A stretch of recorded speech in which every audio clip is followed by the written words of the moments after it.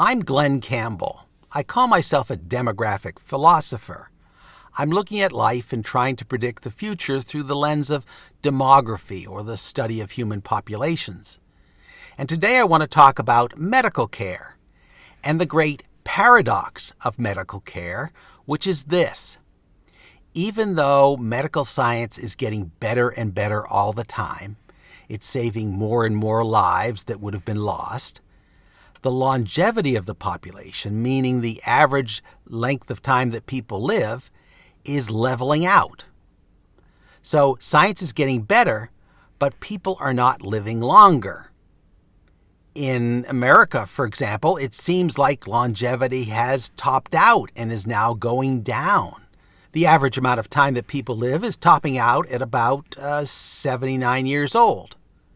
So even though we're saving more people from cancer and from heart disease and from all sorts of other illnesses, longevity isn't getting any better. And the question is, why? And one answer might be, well, there might be an upper limit on people's lifespan. Well, yes, but that upper limit is probably around 100 or so. And 80 is not close to that. So there always should be people that we can save, that we can intervene in to bring us closer to 100. So why are things leveling out at 80? I see a couple of reasons for this. One is the law of diminishing returns. Whenever you invent a new science or technology, you get a lot of benefit from it at the beginning and less as time goes on. And in the case of medical science, there were a lot of big advances that were made within the past century, early in the last century. For example, simple sanitation, simply providing people with clean water and removing sewage and preventing people from accidental injury.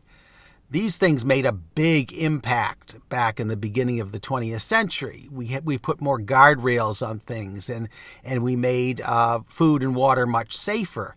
That saved a lot of lives with relatively little output in resources. That could be called preventative medicine. So for the past couple of centuries, we've made a lot of progress in preventing disease and preventing injury. And for relatively little societal cost, we made a big gain in longevity. So the difference in longevity over the past century is huge. People used to live into their 40s. Now they live into their 70s. And that is largely due to preventative medicine, making clean water available and preventing unnecessary injuries. That's a good thing. You get a lot of bang for your buck with preventative medicine. Around the middle of the 20th century, we invented interventional medicine, where we try to save people who are already sick or already injured.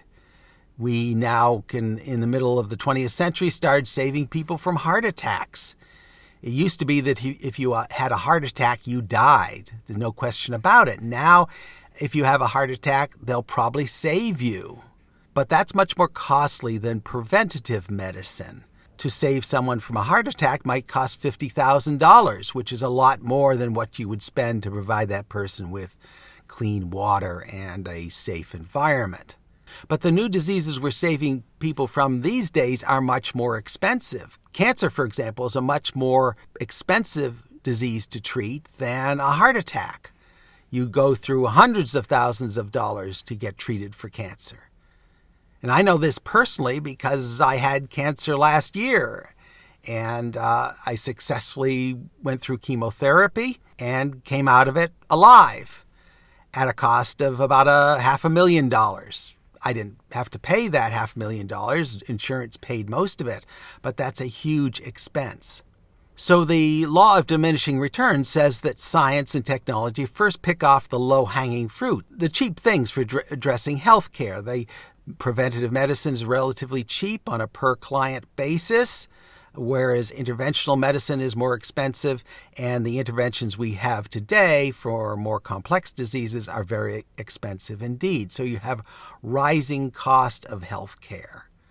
This is a big political issue these days, the rising cost of health care, the fact that people are spending more and more money on health insurance, Or if you're a country that has universal health insurance, the government is spending more and more money. No matter how you slice it, healthcare is getting more expensive, and that's because the interventions are getting more expensive. There's another factor here in that whenever you save someone's life, you are guaranteeing greater medical care costs for that person in the future. Back in the old days, if you had a heart attack, you died. Well, that was the end of your medical costs. Today, you get a heart attack and they save you. That just saves you for the next disease down the line. You're going to get a second heart attack and a third heart attack, or maybe you get cancer. The fact that they saved your life early on just means greater medical costs in the future. And that would be true for me. I was saved last year from a cancer called lymphoma, which is a cancer of the blood. And I was saved, but maybe not permanently saved. I'm in remission, which means the disease has gone away for now. It means that none of the disease is detectable right now. But statistically, people like me have a high probability of having their cancer come back. Lymphoma is the sort of cancer that's likely to pop up again in a few years. So when that happens, I'm not necessarily a dead duck. They're going to hit me with other forms of chemotherapy and to try to tackle this in different ways. So there goes another $500,000. And all of these costs add up. And it's no wonder that insurance rates are rising, because you can't just throw $1 million at someone and have it not affect the whole insurance pool. And the answer is not just universal medicine, because the same thing would apply in Canada or in Europe where they have universal medical care. You still are facing huge costs. Cancer, in my case, cost $500,000. And in a more efficient system, it might only cost $200,000. But it's still costing a lot of money. And whenever you save somebody, you're simply guaranteeing that they're going to face another medical crisis down the line, because everyone dies of something. We think of people dying of old age, and that's kind of a lie. What happens is they die of something. Even if you're 100 years old, you die of something. You die of heart failure or you die of cancer. What age is a risk factor that increases the likelihood of a particular disease happening. And when you get out to be 100 or so, well, your systems are so weakened that there's some disease that will take you out. But it's still a disease that can be treated. So when someone gets to be 100 and they have a heart attack, well, they're going to bring them into the hospital and they're still going to try to patch them up at the cost of $50,000 or $100,000. So the paradox here is that, yes, we're saving people from cancer. We have cancer treatments that didn't exist 20 years ago. 20 years ago, if I got this kind of cancer, I probably would have died. Now I lived. But that only means that I'm going to spend more of my insurance company's money down the line, or spend more of my government's money down the line. And the paradox is, by saving someone now, you're guaranteeing greater medical costs in their future, regardless of the medical system that you have.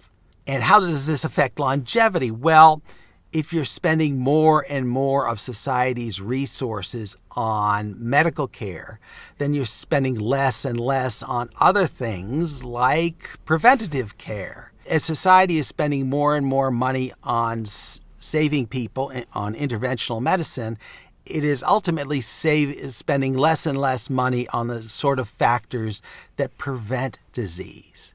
Because preventative medicine is still the most effective way to keep people healthy.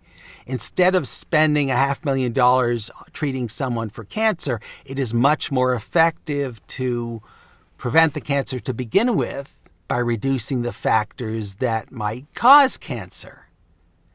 But if you're spending so much money on interventional medicine, ultimately you're spending less money on preventative medicine.